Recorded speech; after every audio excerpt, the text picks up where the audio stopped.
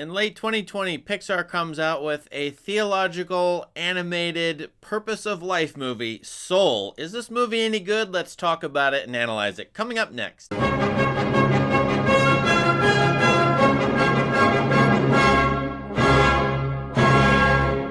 Pete Docter wrote and directed Soul for Pixar. He's done Inside Out, Up, Monsters Incorporated, and this one goes beyond those. And to me, this is the first full-fledged adult Pixar movie. I don't mean to say that kids can't watch it, but honestly, I have 4 kids of my own. I'm trying to imagine them understanding this movie. I'm not sure some of them would understand what's going on in it. There are lots of bright colors, lots of sort of cutesy objects, and especially some of the animation is really, really interesting. And yet, I think this is more for adults than for children. The movie's about a teacher and a jazz musician, Joe. He's getting his first full-time job teaching, but he really wants to be a full-time jazz musician, gigging at clubs. That's his passion. His mother, who's a businesswoman, wants him to be employed full-time, but he gets a gig at a jazz club, and it's the gig of his life. He's very excited about it, and then he falls into a manhole 9 minutes into the movie. It looks like he's dead. In fact, it's a near-death experience. He's going into the afterlife as a cutesy little cartoon object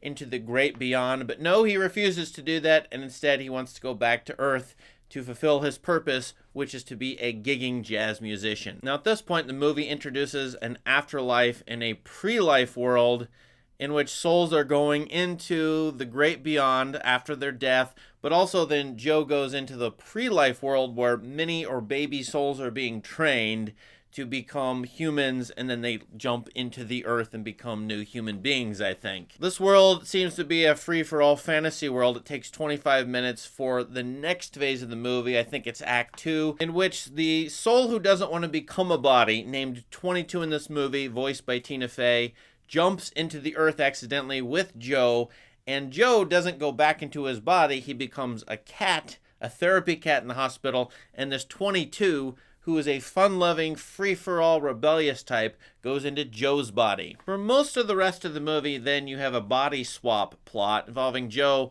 seeing somebody else in his body, and yet he's a cat. So it's sort of slapsticky, goofy, and nobody's body really works very well. And then you have a man on a mission with a sidekick story where 22 teaches Joe how to live life and appreciate life while Joe is mission-driven, trying to get back into his own body so he can have the gig of a lifetime. There's no more to give away here, but the movie, by the end, I'm not giving this away, really focuses on what your purpose in life is your purpose to get this one thing, this one goal that you want to achieve, or is there more to life, let's say, than just having a single-minded or single-focused purpose like Joe appears to do? And so the movie is sort of there's so many things going on in this movie with this pre-life world featured for probably 30 to 40 minutes in the 90-minute runtime of this movie. It's a very elaborate thing.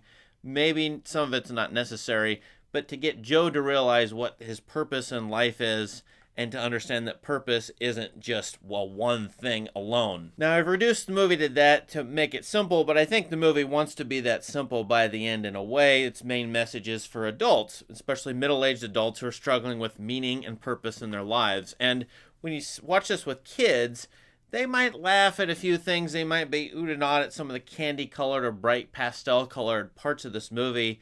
But other than the slapstick parts where Joe's in the cat's body, you're going to get a lot of adult themes and adult messages. I really feel like Pixar started to do this around the time of Ratatouille and Up, about 12 years ago. And, of course, Pete Docter made the movie Up. Inside Out, more of an adolescent teenager movie, or about that sort of period of life. Now, this movie, I don't know what to do with as far as recommending to people who have kids. So if I say this movie is good, I wouldn't say it's good for everybody. And I'm legitimately surprised this movie is doing so well. 97% on Rotten Tomatoes, very high ratings on Letterboxd.com. I don't think this is a great Pixar movie overall because I don't think the parts cohere. And this pre-life world that they've imagined, well, it may be fun and interesting and fantastical, but what this movie is getting at are some very serious issues that artists from across time have covered. And as you may know, this is highly philosophical territory. Should you accept your own death? Joe will not do that. should you want to live on earth and have this one single-minded purpose, or have a different vision for your life?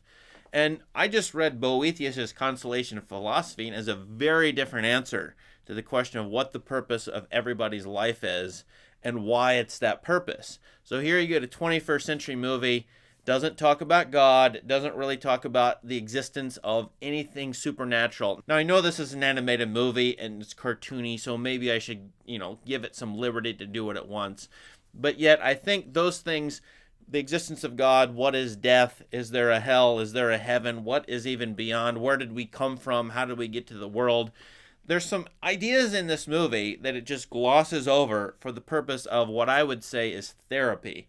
And when I watch this movie, I'm semi-inspired by it, a little bit at least. And I love the music in this movie. I love jazz music. And yet I feel like I'm dropping in on somebody's therapy session whenever I watch some of these Pixar movies, particularly Up, Inside Out. And these are Pete Docter movies. And then definitely this movie. I feel like I'm watching someone get therapy. And I don't need it myself, at least not at this point. So I bet a lot of people will appreciate this movie because it gives them the sort of uplifting, therapeutic messages that they need. For me, though, I actually want something deeper and richer from my movies. And so, yeah, I'm not a big fan of this movie overall. I did appreciate looking at it. I like the body swap plot with the cat and Joe. Those were some funny moments. And I love the music in this. Although they really downplayed the music, I figured this was going to be more of a jazz music sort of movie. And that's only a backdrop to me. I think Joe could have been anything they wanted him to be. I thought it was going to be more about what music is. Music is an inspiration, but it's not quite really about that. So anyway, it's more about who you are and what your purpose in life is. For that reason, I'm not going to rate it. It's average. It's above average. It depends on who's watching this. If it's my kids, I actually think my 7-year-old's going to not really like this movie a lot, maybe laugh at a couple parts, but have no clue what the movie's about. If it's for adults who need this message, great, but I think there's more to the message than could be said in this movie. I think it ignores some key issues about greater things, God and death in particular. So, for those reasons, it's probably just average.